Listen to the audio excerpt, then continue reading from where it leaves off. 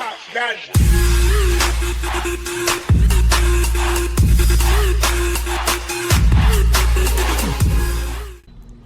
I was going to put up a quick video talking about how this vehicle tows. I installed a hitch on the back of it, and I've been using it to tow a trailer because I'm moving to a new place. And after using it that day, I got a saggy rear air spring that I kind of knew was on its way out. Right now the car sat for a day and now it's sitting low on this side. It's supposed to be about equal to the front there, but as you can see it drooped down. So I'm going to insert some footage of me talking about how this car tows after installing that receiver and harness to power a trailer. You'll see that later on. But you know, one of the side effects is I changed the passenger side rear air spring not too long ago because it was doing the same thing. And this driver's side one, actually I bought a used one when I first got the car almost 5 years ago, and it's finally went out. And I guess it was towing that day that finished it off. But luckily I have another one, a spare that I ordered for whenever this failed. So I'm going to install that and I'll show you guys me installing that. And also a little bit of footage talking about how this car tows. So I'm going to go grab that air spring and we'll get started.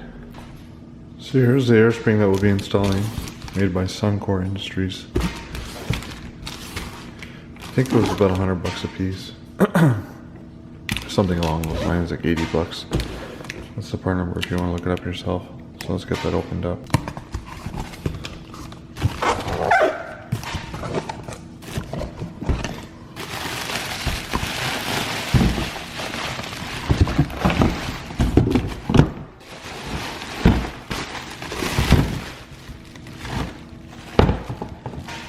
There's the airbag.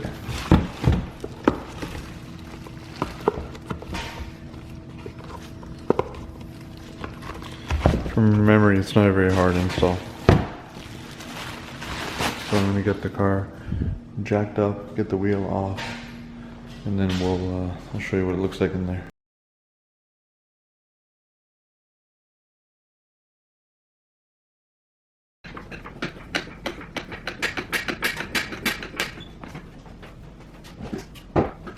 So here's the air spring itself. You can see the lettering on it showing that I bought a used bag. It's already lost a lot of pressure, but I'm just going to cut it to get it out. I already know the other one fits, so I'm not worried.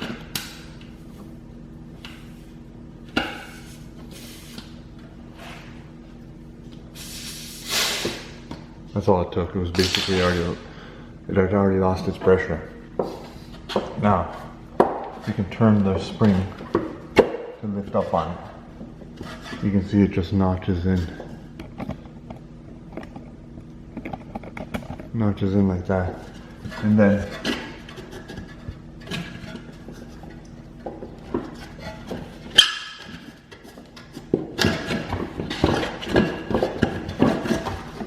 you turn it to get it out. This part here, be conscious of the airline, which is right there.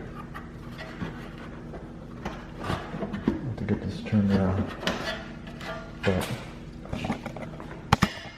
if you're just changing this for maintenance, then I wouldn't recommend you just poke a hole in the side of it if it's under full pressure.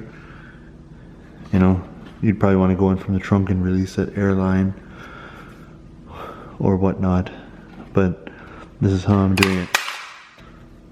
Now we gotta get an airline to take this 10 mil line off.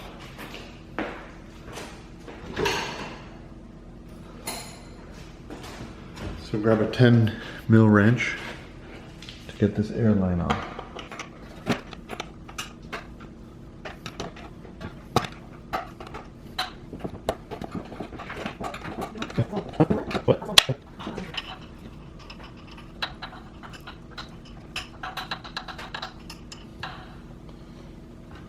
And then you want to pull this out and make sure that this little brass piece stays on the end, and you can, this cover here,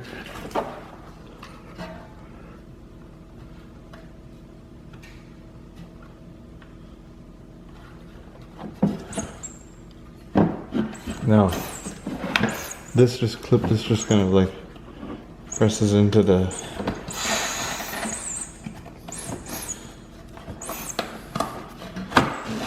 spring like that. And make sure you don't, the car should be in sleep mode, otherwise disconnect your battery. Make sure you don't unlock the car or anything so it doesn't activate the compressor. You can get that out. There's the original part. Now this aftermarket air spring I bought came with this cover at the top, but it's honestly a lot thinner and cheap material. This is more robust, so I'm going to reuse that.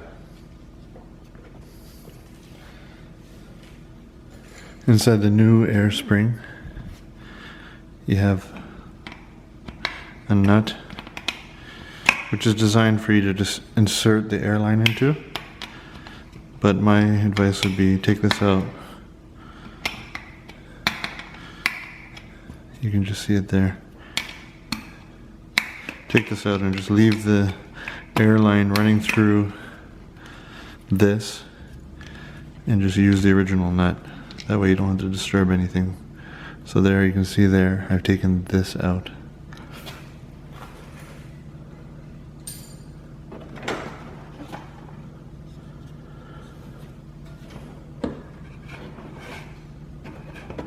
I'll bring it into position.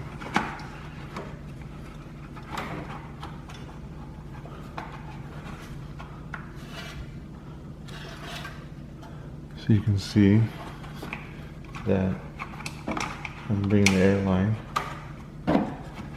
through. There's a notch right there that you can clip it into.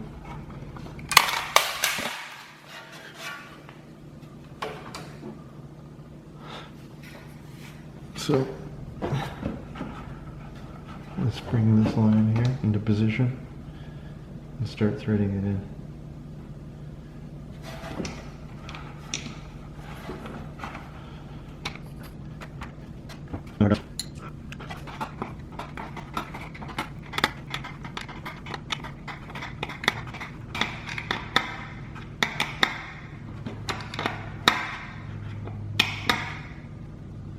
You want that snug but not crazy tight. And then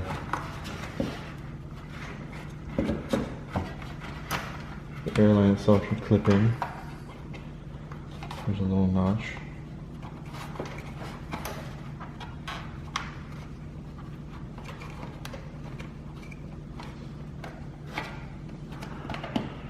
There. You can see I've clipped it in. It's got a decent amount of slack on it. And then you want to insert this rubber hat all the way around.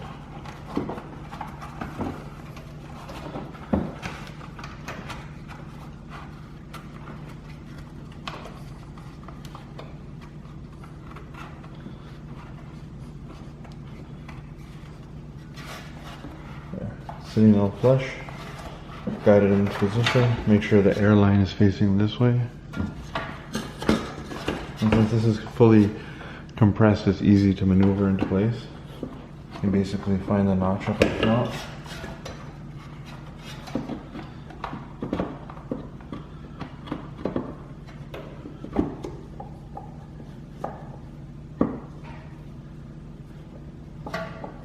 And it's hanging into position properly. You have to turn it this way to release it, and you turn it clockwise. It should hang there like that, and you know you're in good shape. And if you can, with it in position like that, try to push down here, get it to click into place. And then give it a good rotation like that.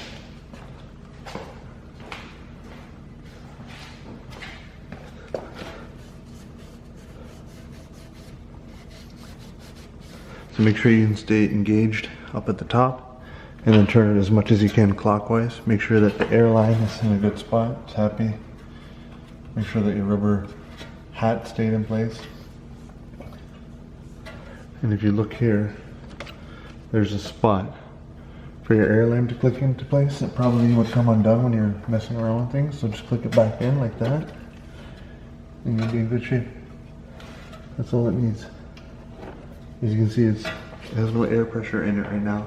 We need to fill the bag up, but if you're able to snap it into place at the base, turn it all the way counterclockwise, it'll be waiting to get filled up when you put the wheel back on. So we'll do that now.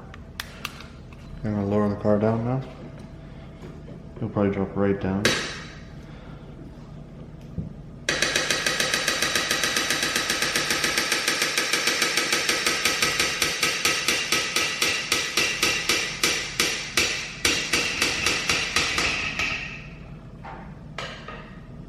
Okay.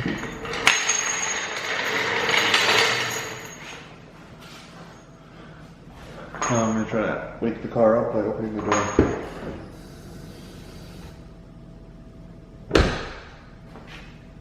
And I think I need to get the keys to get it to lift that up. So I'm going to try unlocking the car now. May have to go key on it.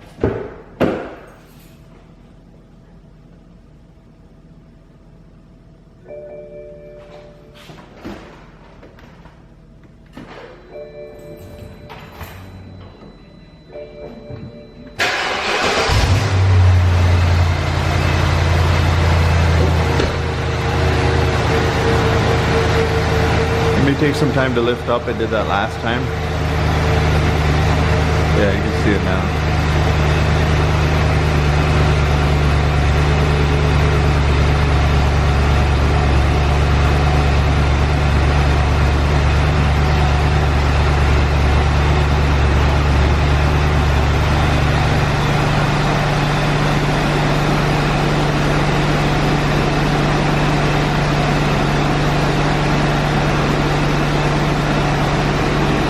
About it. That's right height. Sitting level now.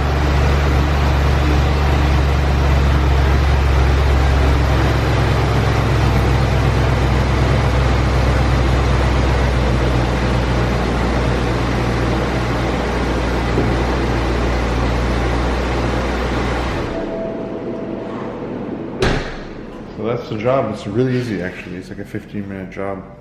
Not much to it, as long as you don't mind stabbing the old bag to get it out. You know, as you can see, it took next to no pressure. It lost all its air just sitting overnight. That's not usual from what I remembered on my old one. Right around here, in between the seam here, if you were to really roll this all the way out and look, you would see that air would leak from here or from the top.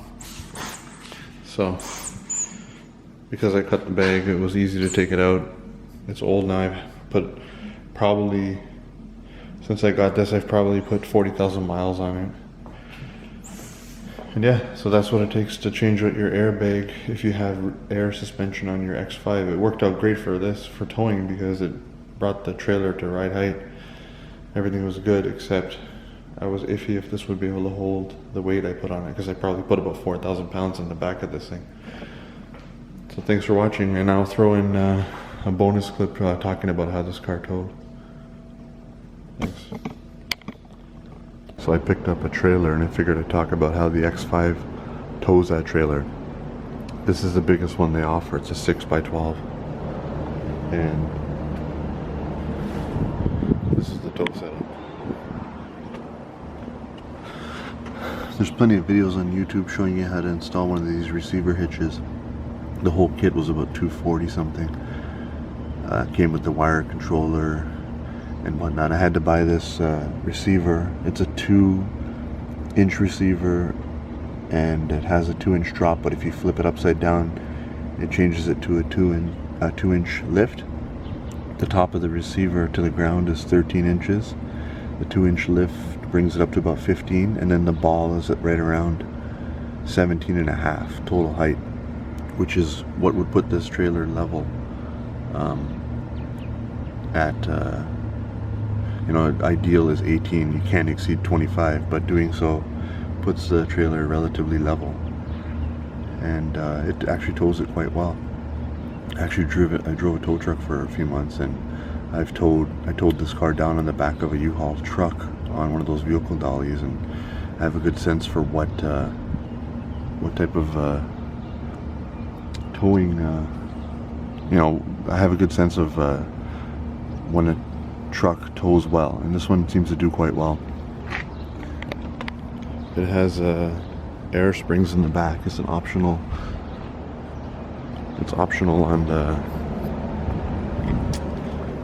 on the 4.8, or it's optional I think on if you have a 7-seater X5, it comes with them standard, or if you have a regular 5-seater X5, it's an option, and this car came with the air springs, so it kind of helps level out the load.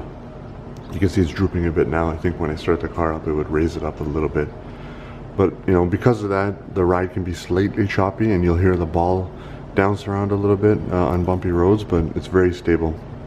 This has a brake controller, and you can barely feel the trailer on the back when it's empty. It weighs about 2,000 pounds empty, and I think right now I have it loaded up with maybe another 1,000 and change, so probably a total of around 3,000 and change being towed by this. And it's a 4.8 V8 N62 motor, and it handles it no problem. So I'll take a quick clip as I'm driving with it to show you how the car performs. But as a tow vehicle with the 4.8, it does quite well, and you know, this is literally bigger than the car. So I started the car and it raised the trailer level, set the gap again. So here we are towing. Just nice smooth roads, you can barely even tell.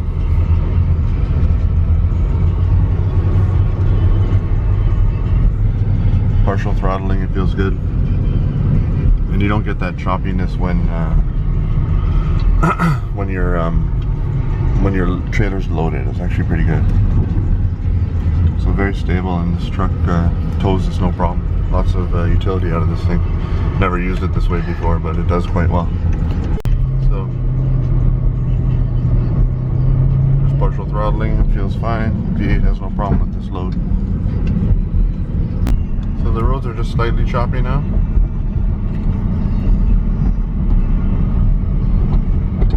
You can hear like bouncing a bit, but that's not bad at all. It's pretty stable.